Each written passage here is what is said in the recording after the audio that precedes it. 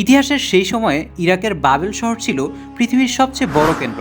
এখানকার মানুষ শুধু যে তারকাদের পূজা করত তাই নয়, বরং নিজের হাতে তৈরি পাথরের মূর্তির সামনেও মাথা নত করত।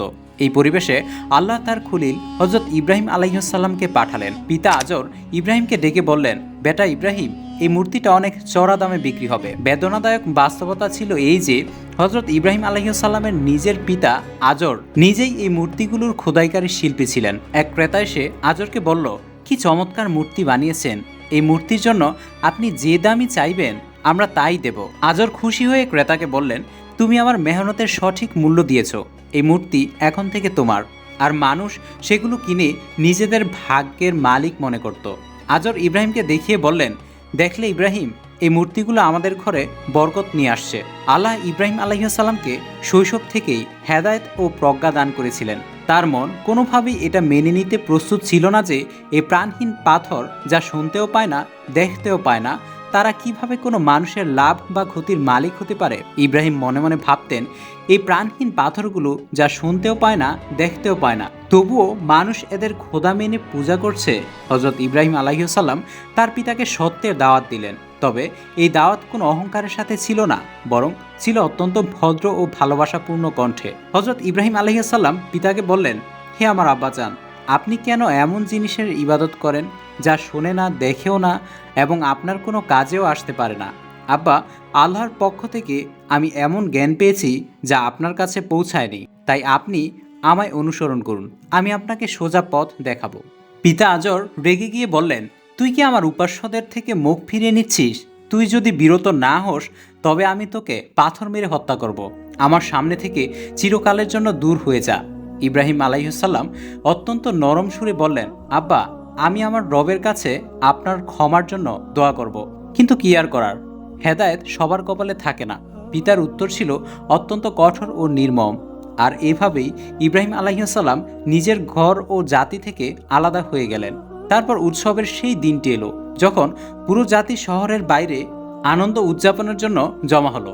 এটি ছিল তাদের মেলা, যেখানে তারা মূর্তিদের সামনে খাবার রেখে যেত এবং সন্ধ্যায় সেটিকে তাবারক মনে করে খেত।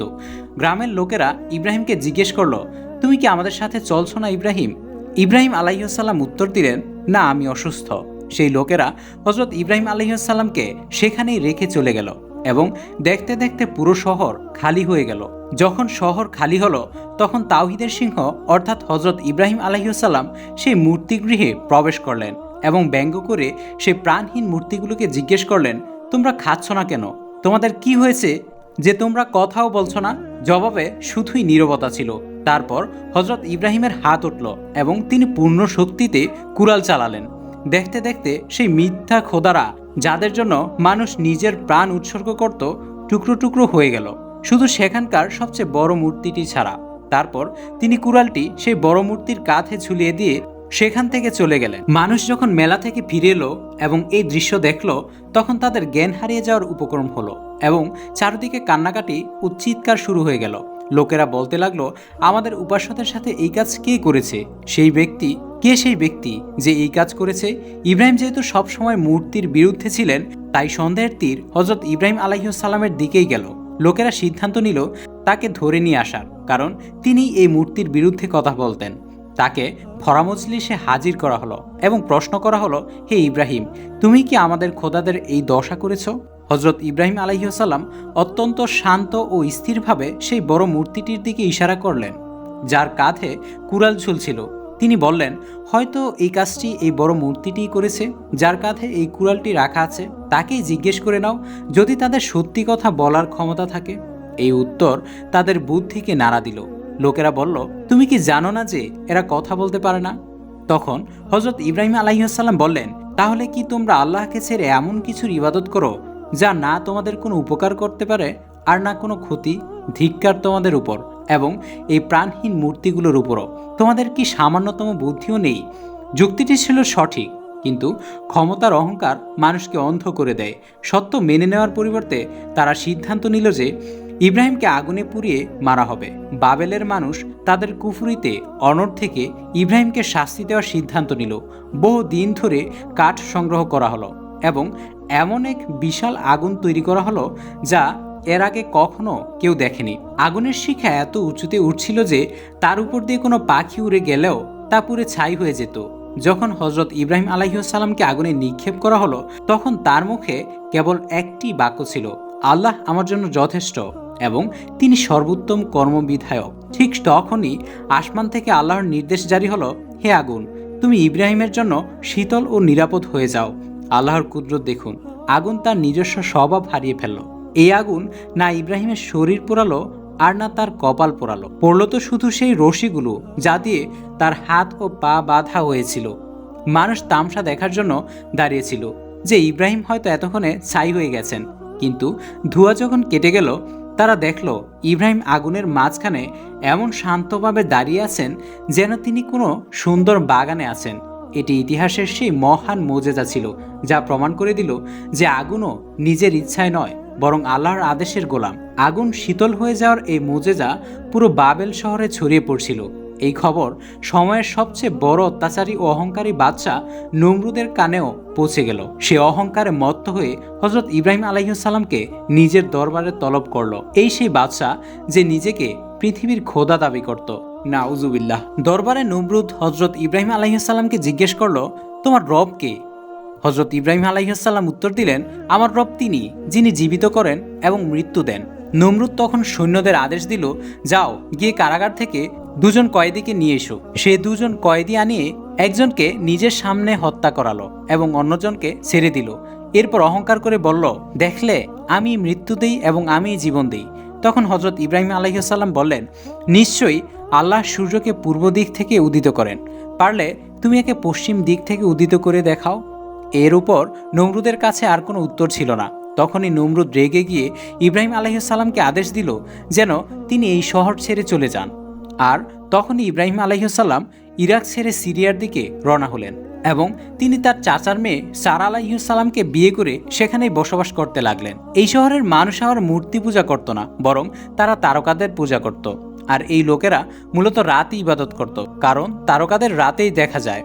একদিন ইব্রাহিম আলাইহিসসালাম এই লোকদের সাথে বের হলেন এবং আকাশে একটি উজ্জ্বল তারকা দেখে তাদের বোঝানোর জন্য বললেন, এটি আমার রব। তারপর যখন সেই তারকাটি ডুবে গেল এবং অদৃশ্য হয়ে গেল, তখন বললেন, এটি আমার রব কিভাবে হতে পারে যা অদৃশ্য হয়ে যায়? পরের দিন রাতে তিনি চাঁদ দেখে বললেন, এটি আমার রব।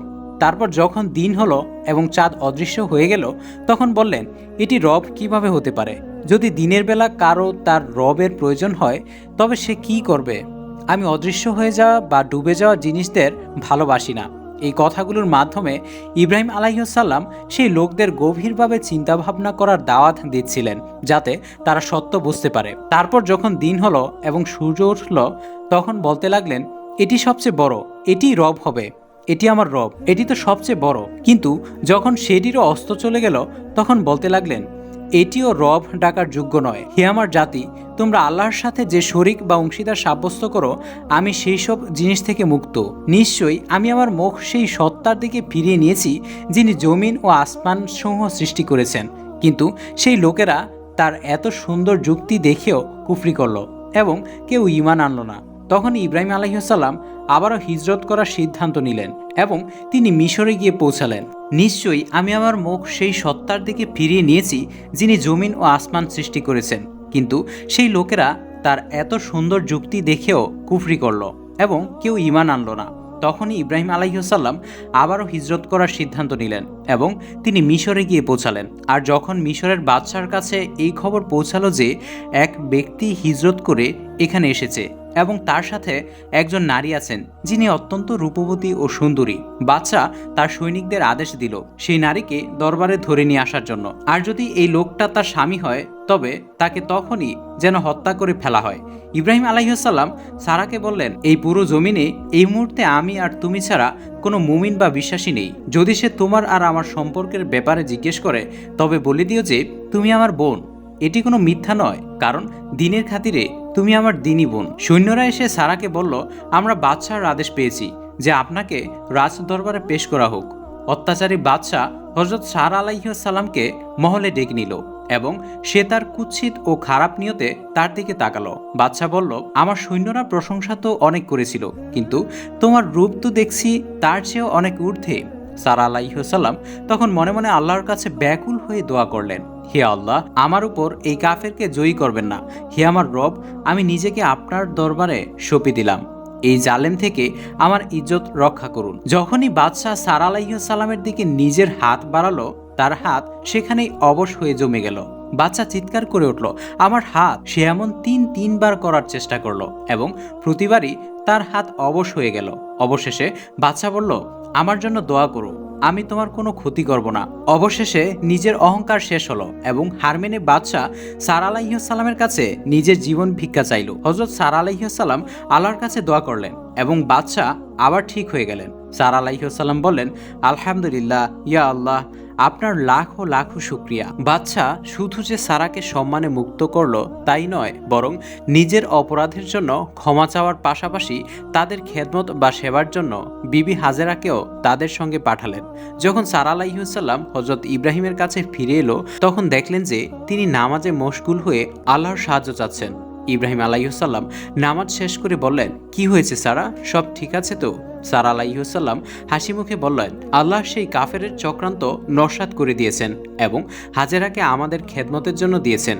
ইব্রাহিম আলাইহিসসালাম বললেন, আলহামদুলিল্লাহ, আল্লাহ তার বান্দাদের এইভাবেই হেফাজত করেন। কিন্তু সারা, এখন আমরা এই মিশরে আর থাকবো না, আমরা আবার ফিরে যাব। তারপর এই ছোট্ট কাফেলা হযরত ইব্রাহিম, হযরত সারা এবং হযরত হাজেরা আলাইহিসসালাম মিশর ছেড়ে আবার সিরিয়ার দিকে রওনা হলেন। এখন ইব্রাহিম আলাইহিসসালামের বয়স ৮৬ বছর হয়ে গিয়েছিল, কিন্তু তার কোনো সন্তান ছিল না। তখন সারা আলাইহিসসালাম ভাবলেন, আমি তো বন্ধ্যা এবং ইব্রাহিম আলাইহিসসালামের সন্তানের তীব্র আকাঙ্ক্ষা রয়েছে, তাহলে কেন হাজেরা আলাইহিসসালামের সাথে বিয়ে করিয়ে দেব না? সারা ইব্রাহিমকে বললেন, ইব্রাহিম, আমাদের তো কোনো সন্তান নেই, হয়তো আল্লাহ হাজেরার মাধ্যমে আমাদের বংশের উত্তরাধিকারী দান করবেন। ৮৬ বছর বয়সে আল্লাহ ইব্রাহিম আলাইহিসসালামকে সন্তানের এক মহান নিয়ামত দান করলেন। ইব্রাহিম আলাইহিসসালাম কৃতজ্ঞতা প্রকাশ করলেন, আল্লাহ, তোমার অশেষ শুকরিয়া, তুমি এই বৃদ্ধ বয়সে আমাকে সন্তান দান করেছো। কিন্তু আল্লাহর হিকমত বা ইচ্ছা অন্য কিছু ছিল। হযরত ইসমাইল আলাইহিসসালাম যখন কেবল বকের দুধ খাওয়া ছোট্ট শিশু, তখনই আল্লাহর নির্দেশ এলো, এদের সেই পবিত্র ভূখণ্ডে নিয়ে যাও যেখানে আমার ঘর রয়েছে। হযরত ইব্রাহিম আলাইহিসসালাম আল্লাহর নির্দেশ অক্ষরে অক্ষরে পালন করার জন্য মক্কার মরুভূমির দিকে রওনা হলেন। সেখানে পৌঁছে ইব্রাহিম আলাইহিসসালাম বললেন, এই সেই জায়গা। হাজেরা আলাইহিসসালাম চারদিকে তাকিয়ে অবাক হয়ে বললেন, ইব্রাহিম, এখানে তো কেউ নেই, না আছে কোনো মানুষ, না আছে পানি, আর না আছে কোনো ছায়া। একজন অতি বৃদ্ধ পিতাকে তার একমাত্র দুগ্ধপোষ্য শিশু সন্তান ও স্ত্রীকে এক জনমানবহীন উপত্যকায় একদম একা ও অসহায় অবস্থায় রেখে চলে যেতে হচ্ছিল। হাজেরা আলাইহিসসালাম ইব্রাহিমের পিছু পিছু কিছুটা দূর হেঁটে গিয়ে অত্যন্ত আকুল হয়ে জিজ্ঞেস করলেন, আপনি কি আমাদের এই বিস্তীর্ণ ভয়ঙ্কর মরুভূমিতে এভাবে একা ফেলে চলে যাচ্ছেন? আমাকে শুধু একটা কথা বলুন, এটি কি আপনার নিজের সিদ্ধান্ত নাকি স্বয়ং আল্লাহর নির্দেশ? ইব্রাহিম আলাইহিসসালামের চোখ দিয়ে অশ্রু গড়িয়ে পড়ছিল। তিনি শুধু বললেন, হ্যাঁ, এটি আল্লাহর নির্দেশ। তখন হাজেরা আলাইহিসসালামের মনের সমস্ত ভয় দূর হয়ে গেল এবং তিনি আল্লাহর উপর পূর্ণ ঈমান ও বিশ্বাস নিয়ে বললেন, যদি আমার রবের এটাই চূড়ান্ত সিদ্ধান্ত হয়ে থাকে, তবে তিনি আমাদের কখনো ধ্বংস বা নষ্ট হতে দেবেন না। আল্লাহর খলিল একটি শব্দ উচ্চারণ করলেন না, শুধু রবের আদেশের প্রতি পূর্ণ আনুগত্য দেখিয়ে সিরিয়ার দিকে পা বাড়ালেন। যাওয়ার আগে ইব্রাহিম আলাইহিসসালাম কাবার দিকে মুখ করে আল্লাহর দরবারে হাত তুলে এই দোয়া করলেন যে, হে আমার প্রতিপালক, আমি আমার পরিবার ও সন্তানকে এই জনমানবহীন অনুর্বর উপত্যকায় তোমার পবিত্র ঘরের সান্নিধ্যে পুনর্বাসিত করে গেলাম। এরপর মাত্র কয়েকদিনের ব্যবধানেই তাদের সাথে থাকা সামান্য খাবার ও পানি পুরোপুরি শেষ হয়ে গেল। পানি যখন একেবারে ফুরিয়ে গেল এবং তৃষ্ণায় ছটফট করার মতো পানির একটি ফোঁটাও আর খুঁজে পাওয়া যাচ্ছিল না, তখন ছোট্ট শিশু ইসমাইলের ক্ষুধার ও তৃষ্ণার তীব্র জ্বালায় মরুভূমির উত্তপ্ত বালির মাটিতে শুয়ে ছটফট করতে লাগলো। বিবি হাজেরা আলাইহিসসালাম সন্তানের এই বুক ফাটা কষ্ট সইতে না পেরে কেঁদে উঠে বললেন, আমি তোমাকে এইভাবে আমার চোখের সামনে তৃষ্ণায় ছটফট করে মরতে দেখতে পারছি না, সবর করো, আমি এখনই তোমার জন্য পানির ব্যবস্থা করতে যাচ্ছি। খাবার ও পানি না পাওয়ার কারণে ক্ষুধার জ্বালায় মায়ের বুকের দুধও পুরোপুরি শুকিয়ে গিয়েছিল। তখনই হাজেরা আলাইহিসসালাম অসহায় শিশুকে মরুভূমির তপ্ত মাটিতে শুয়ে রেখে পানির সন্ধানে বা কোনো কাফেলার খোঁজে কাছের সাফা পাহাড়ের দিকে পাগলের মতো দৌড়ালেন। যে হয়তো কোনো দিক থেকে কোনো কাফেলা বা পানির উৎস নজরে আসবে। পাহাড়ের চূড়ায় উঠে হাজেরা আলাইহিস সালাম 2 হাত তুলে চিৎকার করে বললেন, কেউ কি আছো এই মরুভূমিতে? দয়া করে আমাকে একটু সাহায্য করো। যখন চারদিকে ধুধু বালি ছাড়া কিছুই নজরে এলো না, তখন তিনি 2 পাহাড়ের মাঝখানের নিচু উপত্যকার দিকে নামলেন।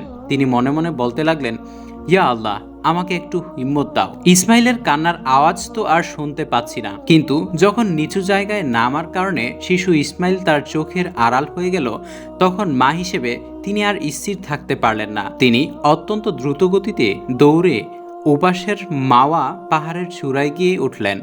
আফসোস, সেখানেও কোনো পানির দেখা মিলল না। কিন্তু মায়ের মন তো হার মানতে জানে না। তিনি ভাবলেন আবারও চেষ্টা করা উচিত। এভাবে তিনি সাফা এবং মারোয়া পাহাড়ের মাঝে এক পাহাড় থেকে অন্য পাহাড়ে একে একে 7 বার চক্কর দিলেন। আল্লাহ সুবহানাহু ওয়া তাআলা একজন মায়ের নিজের সন্তানের প্রতি এই ব্যাকুলতা, ভালোবাসা আর মাতৃত্বের কষ্টকে এতটাই পছন্দ করলেন যে আল্লাহ হাজেরা আলাইহিস সালামের এই দৌড়ানোর নিয়মটিকে কিয়ামত পর্যন্ত আগত পৃথিবীর সমস্ত হাজিদের জন্য হজের একটি আবশ্যিক ও ফরজ বিধান বানিয়ে দিলেন। আজ যেখানে বিশ্বজুড়ে আগত হাজিদের সুবিধার জন্য মার্বেল পাথর বিছানো, এসি লাগানো, এমনকি শীতল হাঁটার পথ তৈরি করা হয়েছে, সেখানে একদা এক অসহায় মায়ের মাতৃত্ব মরুভূমির চরম ও জীবন্ত উত্তাপকে চিরতরে হারিয়ে দিয়েছিল। যখন শেষ বা সপ্তমবার তিনি মারোয়া পাহাড়ে পৌঁছালেন, তখন তিনি হঠাৎ একটি অলৌকিক আওয়াজ শুনতে পেলেন। হাজরা আলাইহিস সালাম চমকে উঠে বললেন, সেখানে কি কেউ আছে? কোনো সাহায্যকারী আছে কি? সেই আওয়াজটি আসলে কোথাও দূর থেকে নয়, বরং শিশু হজরত ইসমাইল আলাইহিস সালামের গায়ের কাছ থেকেই আসছিল। হজরত ইসমাইল আলাইহিস সালামের কাছে তখন আল্লাহর বিশেষ আদেশে প্রধান ফেরেশতা হজরত জিবরাইল আলাইহিস সালাম অবতীর্ণ হয়েছিলেন। জিবরাইল আলাইহিস সালাম মাটিতে নিজের ডানা বা পা দিয়ে একটি মৃদু আঘাত করলেন, আর অমনি আল্লাহর কুদরতে পাথর কেটে সেখান থেকে জমজমের এক অফুরন্ত ও বরকতময় পানির ধারা প্রবাহিত হয়ে গেল। হাজেরা আলাইহিস সালাম দ্রুত তার সন্তানের কাছে ছুটে এলেন এবং নিজের চোখে দেখলেন যে ইসমাইল আলাইহিস সালামের ছোট্ট পায়ের নিচ থেকে পবিত্র পানি উথলে উঠছে। হাজেরা আলাইহিস সালাম পরম বিস্ময়ে ও আনন্দে চিৎকার করে বললেন, আলহামদুলিল্লাহ। এর কিছুদিন পর পানির সন্ধানে হন্যে হয়ে ঘুরা ইয়েমেনের এক যাযাবর প্রাচীন গোত্র বনু জুরহুম দেখল আকাশে পাখিরা চক্কর কাটছে। তারা মরুভূমির দিকে এগিয়ে আসলো এবং একজন নারী ও শিশুকে দেখতে পেল। তারা অতি বিনয়ের সাথে বিবি হাজেরা আলাইহিস সালামের কাছে এসে অনুমতি চেয়ে বলল, আমরা দূরদেশের মুসাফির, আপনি যদি অনুমতি দেন তবে আমরা কি এখানে আপনার এই কুদরতি ঝর্ণার পাশে আমাদের বসতি স্থাপন করতে পারি? হাজেরা আলাইহিস সালাম বললেন, হ্যাঁ, তোমরা এখানে বসতি স্থাপন করতে পারো, কিন্তু মনে রেখো এই পানির উপর একক অধিকার কেবল আমারই থাকবে। গোত্রপ্রধান বিনীতভাবে তার এই শর্ত মেনে নিলেন। এভাবেই মক্কা শহরের প্রথম মানব সভ্যতার বসবাস শুরু হলো এবং সেখানে ইসমাইল আলাইহিস সালাম লালন পালন হতে থাকলেন। দিন, মাস, বছর পেরিয়ে ছোট্ট ইসমাইল এবার বড় হয়ে একজন অত্যন্ত সুদর্শন, বলবান ও আদর্শ তরুণে পরিণত হয়েছেন, যিনি এখন তার বৃদ্ধ পিতার বেঁচে থাকার একমাত্র অবলম্বন। কিন্তু আল্লাহর পরম বন্ধু বা খলিল হওয়ার পথ তো আর এতটা সহজ নয়। ইমানের পথে আরও একটি কঠিন ও চূড়ান্ত পরীক্ষা বাকি ছিল। হযরত ইব্রাহিম আলাইহিস সালাম এক রাতে স্বপ্নে দেখলেন যে সে নিজ হাতে তাকে তার সবচেয়ে প্রিয় জিনিসটিকে কুরবানি দিতে বলছেন। নবীদের স্বপ্ন সরাসরি আল্লাহর ওহী বা নির্দেশ হয়ে থাকে। পরদিন সকালে তিনি 100 উট আল্লাহর পথে কুরবানি করে দিলেন, কিন্তু তার পরের দিন রাতেও তিনি একই স্বপ্ন দেখলেন। এরপর তিনি আরও 100 উট আল্লাহর রাস্তায় কুরবানি করে দিলেন। এভাবে তৃতীয় দিন রাতেও তিনি একই স্বপ্ন দেখলেন যে তোমার সবচেয়ে প্রিয় জিনিসটি কুরবানি করো। তখন তার আর বুঝতে বাকি রইল না যে তার সবচেয়ে প্রিয় জিনিসটি হলো তার পুত্র। আল্লাহর প্রতি ইব্রাহিম আলাইহিস সালামের অনন্য আনুগত্য দেখুন। এই বুক ফেটে যাওয়া আদেশ শুনেও তিনি ইসমাইলকে আড়ালে ডেকে নিয়ে অত্যন্ত আদর করে বললেন, হে আমার প্রিয় সন্তান, আমি স্বপ্নে দেখেছি যে আমি তোমাকে নিজের হাতে কুরবানি করছি। এখন তুমি কি বলো? এই ব্যাপারে তোমার কি মতামত রয়েছে? পিতার এই হৃদয় বিদায়ক প্রশ্নের উত্তরে যুবক হযরত ইসমাইল আলাইহিস সালাম বিন্দুমাত্র ভয় না পেয়ে অত্যন্ত শান্ত ও দৃঢ় কণ্ঠে বললেন, আব্বাজান, আপনাকে আল্লাহর পক্ষ থেকে যা আদেশ করা হয়েছে আপনি ঠিক তাই করুন। ইনশাআল্লাহ আপনি আমাকে ধৈর্যশীলদের মধ্যেই পাবেন। হযরত ইসমাইল আলাইহিস সালামের কি অসাধারণ আনুগত্য একবার ভেবে দেখুন। এটি তো কোনো সাধারণ রক্ত ছিল না, এটি ছিল খোদ ইব্রাহিম আলাইহিস সালামের পবিত্র রক্ত। আর তারপর পৃথিবীর ইতিহাসের সেই পরম হৃদয়স্পর্শী মুহূর্তটি এলো, যখন পিতা ও পুত্র দুজনে মিলে মিনার ময়দানের দিকে শান্ত পায়ে রওনা হলেন। যখন তারা মিনার দিকে হেঁটে যাচ্ছিলেন তখন শয়তান মানুষের বেশে রাস্তায় এসে দাঁড়িয়ে ইব্রাহিমকে উদ্দেশ্য করে বলল, একটা সামান্য স্বপ্নের খাতিরে নিজের একমাত্র ছেলেকে নিজ হাতে খুন করবে? এখনো সময় আছে, নিজের ছেলেকে নিয়ে বাড়ি ফিরে যাও। কিন্তু হজরত ইব্রাহিম আলাইহিসসালাম শয়তানের প্ররোচনায় বিন্দুমাত্র কান দিলেন না। তিনি মাটি থেকে 7টি ছোট পাথর তুলে নিলেন এবং আল্লাহু আকবার বলে শয়তানকে লক্ষ্য করে ছুঁড়ে মারলেন। শয়তান তখন যন্ত্রণায় পালিয়ে গেল।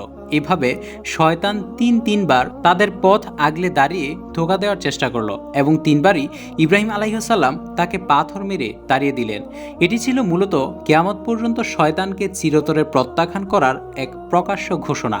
অবশেষে কুরবানির নির্দিষ্ট জায়গায় পৌঁছে হজরত ইসমাইল আলাইহিসসালাম পিতাকে বললেন, আব্বা, জবাই করার আগে দয়া করে আমার হাত ও পা রশি দিয়ে খুব শক্ত করে বেঁধে দিন এবং আমার মুখ মাটির দিকে উপর করে দিন, যাতে জবাই করার সময় আপনার নজর আমার চোখের উপর না পড়ে এবং সন্তানের মায়ায় পিতা হিসেবে আপনার যেন ছুরি চালাতে দ্বিধাবোধ না করেন। হজরত ইব্রাহিম আলাইহিসসালাম নিজের চোখে একটি কাপড়ের পট্টি খুব শক্ত করে বেঁধে নিলেন, ধারালো ছুরিটি নিজের শক্ত হাতে তুলে নিলেন এবং পরম আদরে হজরত ইসমাইল আলাইহিসসালামের গলায় স্থাপন করে পাঠ করলেন, বিসমিল্লাহি আল্লাহু আকবার। ইব্রাহিম আলাইহিসসালাম তার পুরো শক্তি দিয়ে নিজের ছেলের গলায় ছুরি চালালেন। কুরবানি শেষ মনে করে ইব্রাহিম আলাইহিসসালাম যখন নিজের চোখের পট্টি খুললেন তখন পরম বিস্ময়ে দেখলেন যে ইসমাইল আলাইহিসসালাম একপাশে সম্পূর্ণ অক্ষত অবস্থায় দাঁড়িয়ে মৃদু হাসছেন এবং তার জায়গায় জান্নাতি একটি দুম্বা কুরবানি হয়ে মাটিতে পড়ে আছে। আসলে আল্লাহর নির্দেশে হজরত জিবরাইল আলাইহিসসালাম ঠিক ছুরি চালানোর মুহূর্তে হজরত ইসমাইল আলাইহিসসালামকে সরিয়ে সেখানে ওই দুম্বাটিকে শুইয়ে দিয়েছিলেন। এই মহান ঘটনাটি কিয়ামত পর্যন্ত মুসলমানদের জন্য সুন্নতে ইব্রাহিম বা কুরবানির এক চিরন্তন নিয়ম হয়ে গেল। ঠিক সেই গৌরবময় মুহূর্তে আসমান থেকে আল্লাহর বাণী প্রতিধ্বনিত হলো, হে ইব্রাহিম, তুমি আমার সেই স্বপ্নকে আজ সত্যি করে দেখিয়েছো, আর আমি সৎকর্মশীল বান্দাদের এভাবেই উত্তম প্রতিদান দিয়ে থাকি। এরও এক সুদীর্ঘ সময় পর হজরত ইব্রাহিম আলাইহিসসালাম আবার মরুভূমি শহর মক্কায় ফিরে এলেন। সেখানে এসে তিনি তার পুত্র হজরত ইসমাইল আলাইহিসসালামকে ডেকে বললেন, বেটা ইসমাইল, আল্লাহ আমাকে নির্দেশ দিয়েছেন যেন আমি ঠিক এই জায়গায় তার ইবাদতের জন্য পৃথিবীর বুকে তার একটি পবিত্র ঘর বা মসজিদ নির্মাণ করি। হজরত ইসমাইল আলাইহিসসালাম সানন্দে বললেন, আব্বাজান, আমি অবশ্যই আপনাকে আমার জীবনের সবটুকু শক্তি দিয়ে সাহায্য করব। পিতা ও পুত্র দুজনে মিলে পরম উৎসাহে কাবার দেয়াল একটার পর একটা তুলতে লাগলেন। যখন তারা কাবার ভিত্তিপ্রস্তর স্থাপন করছিলেন তখন তাদের দুজনের মুখে সারাক্ষণ এই পবিত্র দোয়াটি জারি ছিল, রব্বানা তাকাব্বাল মিন্না ইন্নাকা আনতাস সামিউল আলিম। অর্থ, হে আমাদের প্রতিপালক, ছোট্ট শ্রমকে তোমার দরবারে কবুল করো, নিশ্চয়ই তুমি সবকিছু শোনো এবং সবকিছু জানো। হজরত ইসমাইল নিজের জুয়ান কাঁধে করে দূর পাহাড় থেকে ভারী ভারী বড় পাথর বয়ে নিয়ে আসতেন, আর হজরত ইব্রাহিম নিজের মোবারক হাত দিয়ে নিখুঁতভাবে দেয়ালের পর দেয়াল সাজাতেন। এক পর্যায়ে দেয়াল অনেক উঁচুতে উঠে গেলেন। হজরত ইসমাইল তার দাঁড়ানোর জন্য একটা বড় অলৌকিক পাথর নিয়ে এলেন, যেটা মাকামে ইব্রাহিম নামে পরিচিত, যার উপর দাঁড়িয়ে তিনি অলৌকিকভাবে আল্লাহর আদেশে লিফটের মতো নড়াচড়া করে উপরের কাজগুলো করতে পারতেন। কাজ চলাকালীন হজরত জিবরাইল আলাইহিসসালাম স্বয়ং আল্লাহর নির্দেশে জান্নাতি একটি বিশেষ পাথর নিয়ে সেখানে হাজির হলেন, যা ইতিহাসে হাজরে আসওয়াদ নামে পরিচিত। তিনি বললেন, আসসালামু আলাইকুম আল্লাহর খলিল, এটি আপনি কাবার ওই নির্দিষ্ট কোণে স্থাপন করে দিন। আজও মক্কায় আগত কোটি কোটি মুসলমান পরম ভক্তিতে ঠিক সেই কালো পাথরটিকেই চুমু বা স্পর্শ করে। কাবার নির্মাণ কাজ শেষ করার পর ইব্রাহিম আলাইহিসসালাম আল্লাহর দরবারে হাত তুলে দোয়া করলেন, হে আমার রব, এই আরবের অধিবাসীদের মধ্য থেকে তাদের কাছে এমন একজন মহান রাসূল পাঠান যিনি তাদের কাছে আপনার পবিত্র আয়াতসমূহ পৌঁছে দিবেন এবং তাদের কিতাব ও প্রজ্ঞার শিক্ষা দিবেন। ইব্রাহিম আলাইহিসসালামের এই পবিত্র দোয়াটি মক্কার মাটিতে আখিরি নবী হজরত মুহাম্মদ মুস্তাফা সাল্লাল্লাহু আলাইহিসসালামের পবিত্র জন্মের মাধ্যমে হুবহু কবুল হয়েছিল। কাবার কাজ সমাপ্ত হওয়ার পর আল্লাহ ইব্রাহিম আলাইহিসসালামকে নির্দেশ দিলেন, হে ইব্রাহিম, এবার পৃথিবীর সমস্ত মানুষের মধ্যে হজের ঘোষণা করে দাও। তখন ইব্রাহিম আলাইহিসসালাম বিনীতভাবে বললেন, হে আমার রব, এই জনহীন প্রান্তরে দাঁড়িয়ে দেওয়া আমার এই সামান্য আওয়াজ পৃথিবীর অন্য প্রান্তরে থাকা মানুষের কান পর্যন্ত পৌঁছাবে কিভাবে? তখন আল্লাহ রাব্বুল আলামিন বললেন, হে ইব্রাহিম, তোমার কাজ হলো শুধু ঘোষণা করা, আর সেই আওয়াজকে অলৌকিকভাবে পৃথিবীর কোনায় কোনায় পৌঁছে দেওয়া হলো আমার কাজ। হযরত ইব্রাহিম আলাইহিসসালাম পাহাড়ের চূড়ায় উঠলেন এবং দূর দিগন্তে নিজের সবটুকু শক্তি দিয়ে আওয়াজ দিলেন, হে লোক সকল, তোমরা তোমাদের রবের ঘরের দিকে ছুটে এসো। আল্লাহ তোমাদের উপর হজের বিধান ফরজ করেছেন। আল্লাহর কুদরত দেখুন। আল্লাহ ইব্রাহিম আলাইহিসসালামের সেই আওয়াজকে কিয়ামত পর্যন্ত যত মানুষ পৃথিবীতে আসবে তাদের সমস্ত রূহ বা আত্মার কান পর্যন্ত অলৌকিকভাবে পৌঁছে দিয়েছেন। এটাই একমাত্র কারণ যে আজও পৃথিবীর যে কোনো প্রান্ত থেকে কোটি কোটি মুসলমান লাব্বাইক আল্লাহুম্মা লাব্বাইক বলতে বলতে মক্কার দিকে ছুটে যান। অবশেষে দীর্ঘ 175 বছর বয়সে পৃথিবীর বুকে তাওহীদের এই মহান ইমাম এবং আল্লাহর পরম বন্ধু হযরত ইব্রাহিম আলাইহিসসালাম শেষ নিঃশ্বাস ত্যাগ করেন। নিশ্চয়ই হযরত ইব্রাহিম আলাইহিসসালাম আল্লাহর খলিল বা পরম বন্ধু ছিলেন। ডিয়ার ভিউয়ার্স, আল্লাহর এই কাবাঘরকে ধ্বংস করতে আসা অহংকারী রাজা আব্রাহারের কি করুণ পরিণতি হয়েছিল এবং তার এই বিশাল হাতি বাহিনীকে কিভাবে সামান্য ক্ষুদ্র পাখি দ্বারা ধ্বংস করা হয়েছিল সেটা জানতে হলে এই ভিডিওটি দেখুন। আর আপনারা কে কোন জায়গা থেকে এই ভিডিওটি দেখছেন অবশ্যই তা কমেন্টের মাধ্যমে জানিয়ে দিন। ইনশাআল্লাহ প্রত্যেকের উত্তর দেব। আর এই ধরনের ইসলামিক সত্য ইতিহাস জানতে অবশ্যই চ্যানেলটি সাবস্ক্রাইব করে পাশেই থাকুন। ধন্যবাদ।